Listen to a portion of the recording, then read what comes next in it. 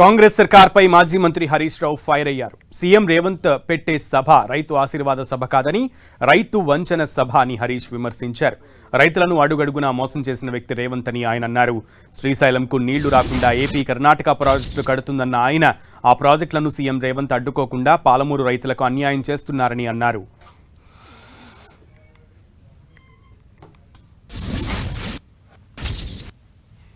రైతుల ఆశీర్వాద సభనట. నా దృష్టిలో రేవంత్ రెడ్డి గారు రైతుల ఆశీర్వాద సభ కాదు నువ్వు పెట్టుకోవాల్సింది, రైతు వంచన సభ అని పెట్టుకో. రైతుల్ని అడుగడుగున వంచినవు, రైతుల్ని అడుగడుగున మోసం చేసిండు కదా రేవంత్ రెడ్డి. యాసంగి 2 ఎకరాలు వేసిండు, మిగతాది ఎగ్గొట్టిండు. మళ్ళీ ఇప్పుడు వానకాలం 2 ఎకరాలు వేస్తా అని ఇవాళ రైతు ఆశీర్వాద సభ అని పెట్టిండు. అసలు రైతులకు ఇచ్చిన ఒక్క హామీ అన్న అమలైందా? నల్లగొండ పోయి నిన్న మాట్లాడుతుండు, ఒట్టేసి చెప్తున్నా వచ్చే ఎన్నికల్లోపు మూసి పూర్తి చేస్తా అంటుండు. అసలు ఆ ఒట్టు అనే దానికి ఇట్ట ప్రాణం ఉంటే రేవంత్ రెడ్డి పెట్టే ఒట్లకు అది ఉరిపెట్టుకొని చచ్చిపోతుండే.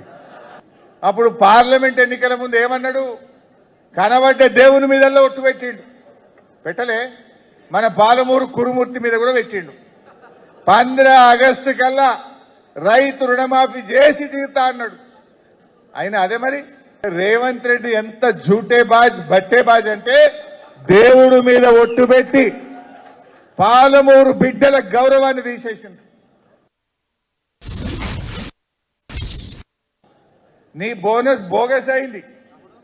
ఎలక్షన్ల ముందు అన్ని పంటలకు బోనస్, ఎన్నికలైనాక వరి పంటకే బోనస్, ఒక్క ఏడాది తిరగంగానే సన్నాలకే బోనస్. ఇప్పుడు ఈ సంవత్సరం ఆ సన్నాల్లో 33 రకాలు కాదు 7 రకాలకే బోనస్.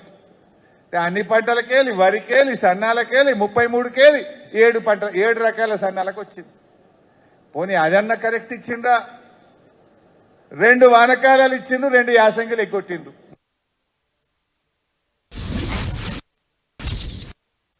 శ్రీశైలంకే నీళ్లు రాకుండా పైన కర్ణాటక అటు ఆంధ్రప్రదేశ్ ఇవాళ 65 టీఎంసీల రిజర్వాయర్లు కడుతుంటే రేవంత్ రెడ్డి కనీసం వ్యతిరేకిస్తలేడు. ఒక ఉత్తరం కూడా రాయలే, ఇది అక్రమ ప్రాజెక్టు, ఇది కట్టడానికి వీల్లేదు అని ఒక ఉత్తరం కూడా రాయలే.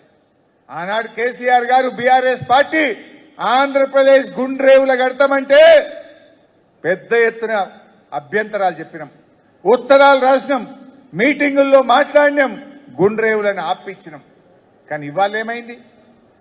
వాళ్ళ శిష్యుడే ఇక్కడ ముఖ్యమంత్రి అయింది కనుక, వాళ్ళ అడుగులకు మడుగులు వస్తే ఈ ఓటుకు నోటు దొంగ ఇక్కడ ముఖ్యమంత్రి అయింది కనుక ఇప్పుడు మళ్ళా గుండ్రేవుల పైకి వచ్చింది.